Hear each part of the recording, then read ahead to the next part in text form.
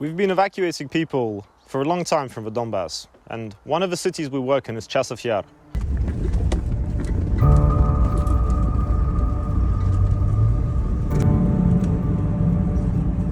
Fucking hell. Chasiv Yar is a dangerous place to be. It's difficult to work there. You're facing constant shelling when you're driving in, when you're in the city. There's no safe place there.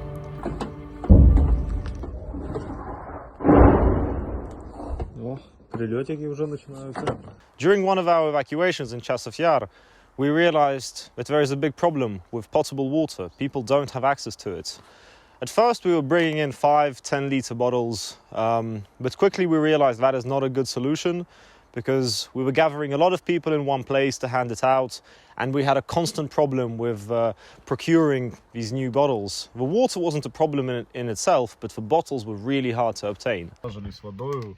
Поїдемо у Chasiv Yar. С Богом, ребята, спасибо. Да, не могу. Все, счастливенько. На 60 человек, с 600 литров плюс-минус. Вот.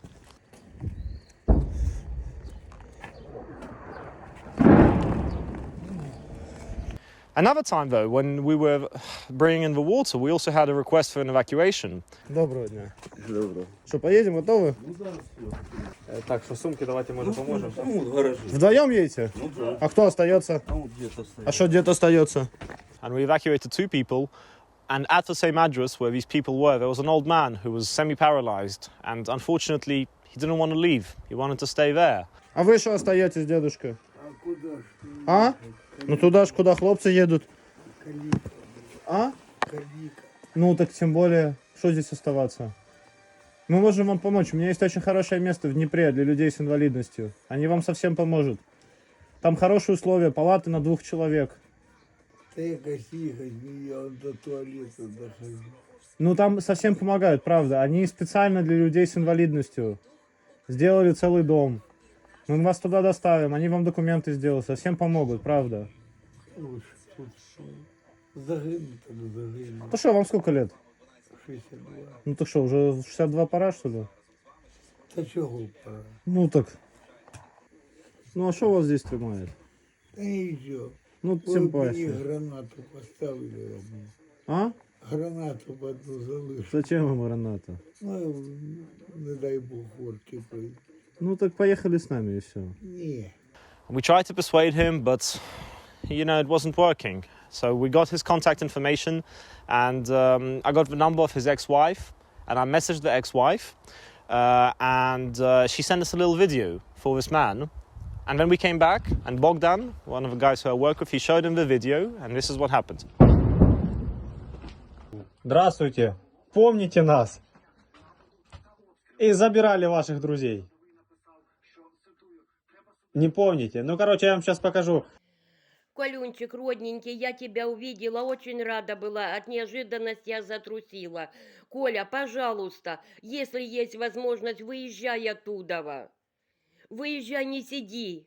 Я знаю, что ты такой упертый, что ты никуда не поедешь. Валюха, ты же знаешь, я никуда не поеду. Я остаюсь тут. Тем более Бахмут уже освобождают, так что скоро у нас тут и вода, и свет будет, я так думаю. Ну все, а ты береги себя, потому что по Киеву тоже прилетают. Молю Бога, чтобы только не прилетело, а так все хорошо. So after some time, me and my colleague Bohdan, we managed to create a system where we now supply 500 people in the city with potable water. And the way we managed to do it is by obtaining these big canisters, these water tanks for 500 litres and 1,000 litres, and we put them in strategic places in the city where everyone can access them at the time they want. Once we had set up the system, all we had to do was bring the water in and pump it out once or twice a week. I'm very grateful to Médecins Sans Frontières for providing us with these water tanks because they're pretty expensive. But thankfully now the system works and all these people have access to the water. Що буде? Система працює? Да. Идеально, все работает. С 85-го раза. А мы сейчас водовозы или водокачи? Потому что мы же качаем воду. Водокачи, водовозы. Що, як завжди, в Часовому Яру доставляємо воду. During one of these water delivery trips, we met a lady who was pregnant with 2 children. And, you know, it's very difficult. It's very difficult to see a pregnant woman in an active war zone. And we tried to persuade her to leave, and I started showing her different options. Идет эвакуация. Сейчас в Черкасской области идет, например. Хорошо, вот я выйду, где там буду жить?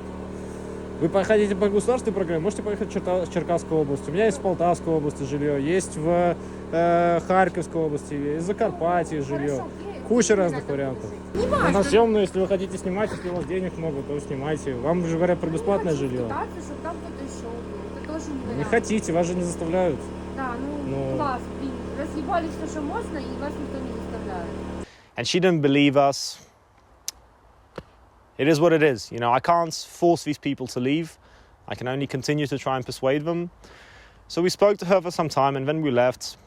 And literally maybe 5 days later, maybe a week later, we found out that there was pretty heavy shelling while she was outside in her yard, and she was doing some gardening, as you do in a war zone. And some shrapnel hit her, and she lost both her children. В неї були двойня. Ну, Которые не вона- родились еще. Да, да. А, их убило. Да, ну її А. посікло і мертві. І Наташка мати, що вона думала? Її в августі вначалі було рожати. Вчера их убило, да? Но они не рожденные, я правильно Да, понимаю? да, да. В животе посекло. Держалась за свои шкафы, там мебель, ну понятно, но оно ж не дороже, чем дети. Ну это She's alive. And then she called us later and she said, "Hey, you were right. I should have evacuated, but it's too late now. You know, those 2 little kids will never be born." And that's pretty tough, emotionally and mentally. Really, our main aim is not to supply people with water or humanitarian aid, it's to evacuate them from there. But for people who are still in Chasiv Yar after more than a year of active fighting, they're not going to leave on, you know, my will. They will only leave when they want to. We've realized that now. So at least if we give them water, you know, they won't die from dysentery, and they won't have to drink rainwater, which they boil down. And also it gives us an opportunity to build trust in the communities, for people to realize who we are, that we are the good guys, we are trying to help them, we're not lying to them about the evacuation. So we try and, you know, hit 2 birds with 1 stone, so to say. One of the times when we were doing our water delivery, there was pretty intense shelling in the morning. And when we arrived in the city, we heard that a man, a civilian, had been killed there. And he had been so badly hurt, his neighbors didn't even know who it was. They weren't sure. Запах горелого уже стоит. Что, прям голову оторвало? Прям голову оторвало? Ну да, лицо Ужас. там это. А? Лицо посічене, не знаю чого. Оце вони. Пожилой как кто-то? Ты, наверное, если окороков, то ему за 50. А если шпак, то он молодой, наш сосед. Ага. Ну там, кажут, на улице. Вот эта машина стоит, следующая улица. Сразу. Да, я съездил, посмотрел, да. Лежите до сих пор, да? Вроде не лежит, на улице не лежит. Что, прям на улице лежал? Ну, это, видно, кажется, на улице. А когда прилет был? Уже в С утра? 11, да. Тут страшнее было. Кто-то говорил, я на нашу улицу прилетела. And, you know, I started talking to the people. I said, hey, like, do you want to evacuate? Do you want to leave? And one after the other, everyone says, no, I don't want to go. No, I don't want to go. Что, поприлетало у вас сегодня, да, бачу? А что, эвакуироваться не хотите? Ага, понятно. Эвакуироваться хотите? Нет. А что, эвакуироваться не хотите? Ага. Вот так вот.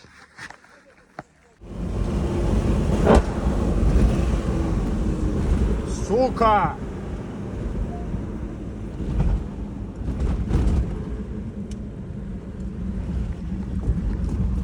Вот поэтому мы обычно не ездим этим маршрутом. Что, тебе понравился новый маршрут? Так у меня же первая прям передо мной. Ну, а я как раз... Первая прям передо мной, а вторая прям перед тобой. Я такой еду, думаю, ну все, мне, знаешь, что видео записывать. Да. Я говорю, ну все, говорю, пока. А ты видео пишешь еще? Ну, я, знаешь, я попытался Да. видео записать, но там я так понял, что ничего не видно. Да. И говорю, ну все, говорю, давайте, говорю, мы прощаемся. Вот такая вот доставка воды, немного опасная у нас уходит. Ну, что поделать в зонах боевых действий. I'll be honest, this was a pretty difficult project to set up because I'm used to doing short-term things. Drive in, get the people, get out. Drive in, get the people, get out. Trying to build a long-term project, a sustainable project, it's really difficult. Especially when you're trying to do something new. It turns out there's all these different problems, especially with water. You need the special tanks, you need the special hose, you need a generator to work. You need to get all the systems set up. You need to have all the people in the places who will receive the water. It was a big headache. But thankfully, Bohdan and I, finally we managed, and now we have the system set up, and 500 people in Chasiv Yar receive water from us once or twice a week. We bring the water in, and they can get it when they want, at their time, so they don't have to walk to another part of the city, they don't have to risk their lives just to drink some potable water. And over the past 2 months, we've brought in over 15 tons of water to these people, which is a lot, and it's something to be proud of, I think. So thanks for watching, guys, and don't forget to subscribe for more.